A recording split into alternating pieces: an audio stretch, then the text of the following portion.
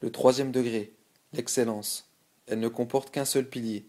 Adorer Allah comme si tu le voyais, et si tu ne le vois pas, certes lui te voit. Preuve, la parole suivante d'Allah. Allah est avec ceux qui le craignent pieusement et ceux qui font le bien, selon le sens du verset. Et également, place ta confiance dans le Tout-Puissant, le Miséricordieux, celui qui te voit quand tu te lèves pour prier et voit tes gestes parmi ceux qui se prosternent. C'est lui qui entend tout, l'Omniscient, selon le sens du verset. Et aussi, il n'est pas une situation, ni un passage du Coran que tu récites, ni aucun acte que vous fassiez, sans que nous en soyons témoins au moment même où vous l'accomplissez, selon le sens du verset. Et parmi les preuves tirées de la Sunna, il y a le fameux hadith de Jibril, alayhi salam, rapporté par Omar, radiallahu anh, en ces termes. Un jour, alors que nous étions assis auprès du messager d'Allah, sallallahu alayhi wa sallam, un homme nous est apparu. Il avait des vêtements très blancs et les cheveux très noirs. Il ne portait aucune trace de voyage et aucun de nous ne le connaissait. Il s'assit alors devant le prophète sallallahu alayhi wa sallam, il posa ses genoux contre les siens, posa ses mains sur ses cuisses et demanda: Ô Muhammad, informe-moi sur l'islam.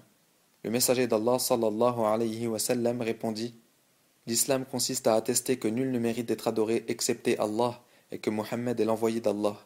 Accomplir la prière, s'acquitter de la zakat, de jeûner le mois de Ramadan et effectuer le pèlerinage à la maison sacrée pour celui qui en a les moyens.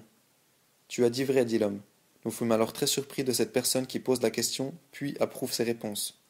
Il demanda: Informe-moi de ce qu'est la foi. Il répondit: Croire en Allah, en ses anges, en ses livres révélés, en ses messagers, au jour dernier, et croire au destin qu'il soit bon ou mauvais. Il dit: Tu as dit vrai, informe-moi de ce qu'est l'excellence. Il répondit: C'est d'adorer Allah comme si tu le voyais, et si tu ne le vois pas, certes lui te voit. Informe-moi sur l'heure. Il répondit: Celui qui est questionné n'en sait pas plus que celui qui pose la question. Il demanda: Informe-moi alors de ces signes précurseurs. Il répondit: Lorsque la servante enfantera sa maîtresse, et lorsque tu verras les va-nu-pieds, les sans-vêtements, les miséreux, rivaliser dans les constructions de plus en plus hautes. Puis il s'en alla et nous restâmes ainsi un très long moment. Beaucoup plus tard, le prophète sallallahu alayhi wa sallam me dit: Omar, sais-tu qui posait les questions? Je répondis: Allah et son prophète le savent mieux. Il dit: C'était Jibril, il est venu pour vous enseigner votre religion. Le troisième fondement, la connaissance de votre prophète Muhammad sallallahu alayhi wa sallam. Il s'agit de Muhammad, fils de Abdullah, fils de Abdul Muttalib, fils de Hashim. Hashim fait partie de la tribu de Quraysh.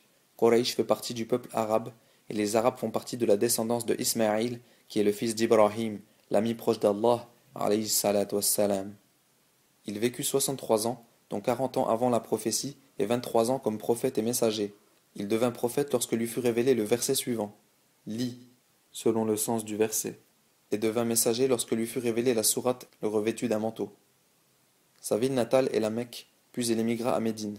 Allah l'a envoyé pour mettre en garde contre le polythéisme et pour prêcher l'unicité d'Allah. Preuve, la parole suivante d'Allah: Ô toi le revêtu d'un manteau, lève-toi et avertis, proclame la grandeur de ton Seigneur, purifie tes vêtements, écarte-toi de toute souillure, ne donne pas en espérant recevoir davantage, et sois endurant pour ton Seigneur, selon le sens du verset. Le sens de lève-toi et avertis est: mets en garde contre le polythéisme et prêche l'unicité d'Allah. Proclame la grandeur de ton Seigneur signifie: glorifie-le par le monothéisme. Purifie tes vêtements signifie: purifie tes actes de toute forme de polythéisme. Écarte-toi de toute souillure. Les souillures en question sont les statues des idolâtres. S'écarter d'elles signifie les abandonner et les désavouer totalement ainsi que leurs partisans. Il persévéra dans cela pendant 10 années en prêchant l'unicité d'Allah. Après ces 10 ans, il fut élevé au ciel lors de son voyage nocturne. C'est là que lui furent prescrites les 5 prières obligatoires.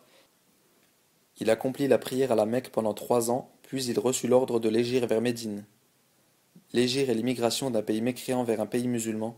L'égir est obligatoire à tout membre de cette communauté et le restera jusqu'à ce que la dernière heure ne survienne. Preuve, la parole suivante d'Allah: Ceux qui se sont fait du tort à eux-mêmes, les anges recueilleront leurs âmes et diront: Où en étiez-vous dans votre religion? Ils prétendront: Nous étions contraints et maltraités sur terre. La terre d'Allah n'était-elle pas assez vaste pour que vous puissiez émigrer? Voilà ceux dont le refuge sera l'enfer, et quelle mauvaise destination! Sauf ceux qui étaient vraiment incapables parmi les hommes, les femmes et les enfants, qui n'avaient aucun moyen d'émigrer et ne trouvèrent personne pour les guider. Ceux-là, Allah effacera leurs péchés, selon le sens du verset. Et dans la parole suivante, ô vous mes créatures qui avez la foi, ma terre est vaste, n'adorez donc que moi, selon le sens du verset. El-Barawi rahimahullah a expliqué ce verset ainsi. Ce verset est descendu au sujet des musulmans de la Mecque qui n'avaient pas émigré. Allah les a alors interpellés au nom de la foi. Preuve dans la sunna de l'obligation de l'égir. La parole suivante du prophète sallallahu alayhi wa sallam: l'égir ne cessera pas jusqu'à ce que le repentir ne soit plus accepté, et le repentir sera toujours accepté jusqu'à ce que le soleil se lève du couchant, c'est-à-dire de l'ouest. Puis lorsque le prophète sallallahu alayhi wa sallam s'installa à Médine, lui furent alors ordonnés le reste des préceptes de l'islam, tels que la zakat, le jeûne, le pèlerinage, le djihad, l'appel à la prière, la prescription du bien et l'interdiction du blâmable, et beaucoup d'autres préceptes de l'islam. Il persévéra dans cela pendant 10 années, puis il mourut, sallallahu alayhi wa sallam. Sa religion existe toujours, telle est sa religion. Il n'est pas un bien qui n'est pas indiqué à sa communauté, ni un mal contre lequel il ne l'ait mis en garde. Le bien qu'il a enseigné, c'est l'unicité d'Allah, et tout ce qu'Allah aime et agrée, et le mal contre lequel il a mis en garde, c'est le polythéisme et tout ce qu'Allah déteste et rejette. Allah l'a envoyé pour l'ensemble de l'humanité, sans exception, et a rendu obligatoire son obéissance à l'ensemble des êtres responsables, les djinns et les humains. Preuve, la parole suivante d'Allah: dis, ô gens, je suis pour vous tous l'envoyé d'Allah, selon le sens du verset. Par son intermédiaire, Allah a parachevé la religion. Preuve, la parole suivante d'Allah: aujourd'hui, j'ai parachevé pour vous votre religion, j'ai accompli sur vous mon bienfait, et j'ai agréé pour vous l'islam comme religion, selon le sens du verset. Preuve que le prophète sallallahu alayhi wa sallam est mort, la parole suivante d'Allah: certes, tu mourras, et ils mourront, puis le jour de la résurrection, vous réglerez vos divergences auprès de votre Seigneur, selon le sens du verset. Lorsque les gens mourront, ils seront ressuscités.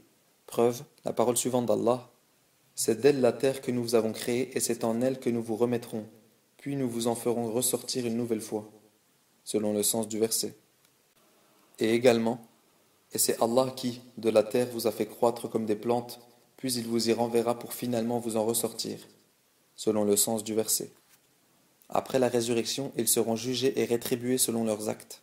Preuve, la parole suivante d'Allah: à Allah appartient ce qui est dans les cieux et sur la terre, afin qu'il rétribue ceux qui ont commis des péchés selon leurs actes, et qu'il récompense ceux qui ont fait le bien par la meilleure des récompenses, le paradis, selon le sens du verset. Celui qui renie la résurrection est un mécréant. Preuve, la parole suivante d'Allah: les mécréants prétendent qu'ils ne seront pas ressuscités. Dis-leur, bien sûr que si. Je jure par mon Seigneur que vous serez ressuscités, puis on vous informera de tous vos actes, et ceci est vraiment très facile pour Allah, selon le sens du verset. Allah a envoyé tous les messagers en tant qu'annonciateurs et avertisseurs. Preuve, la parole suivante d'Allah: des messagers, annonciateurs de récompenses et avertisseurs de châtiments, afin que les gens n'aient plus aucun argument devant Allah après que les messagers leur aient été envoyés, selon le sens du verset. Le premier des messagers fut Nuh, alayhi salam, et le dernier fut Muhammad, sallallahu alayhi wa sallam.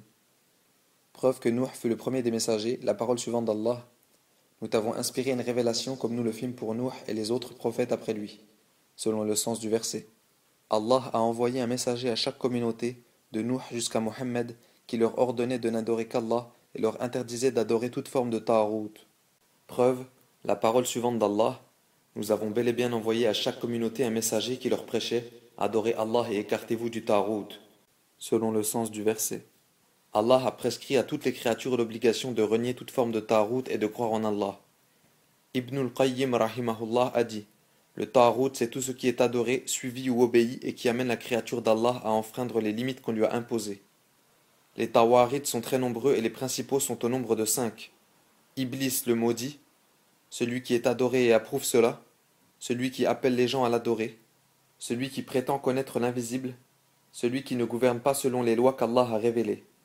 Preuve, la parole suivante d'Allah: nulle contrainte en religion, car le droit chemin s'est distingué de l'égarement. Celui qui renie le ta'arout et croit en Allah s'est donc accroché à la tâche la plus solide, selon le sens du verset.